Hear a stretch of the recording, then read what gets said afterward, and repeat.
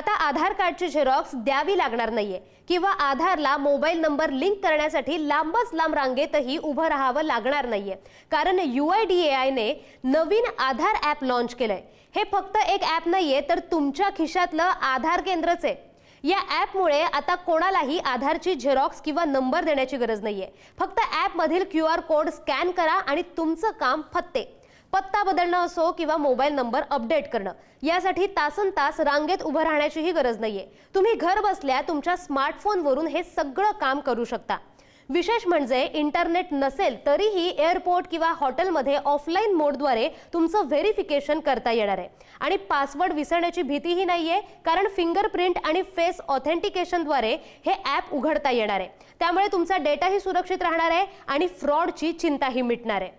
अजून एक महत्त्वाची गोष्ट म्हणजे या एकाच ॲपमध्ये तुम्ही एकाच फोनवर तुमच्या कुटुंबातल्या 5 जणांचे आधार कार्ड सेव्ह करू शकता। हे ॲप 13 भारतीय भाषांमध्ये उपलब्ध आहे।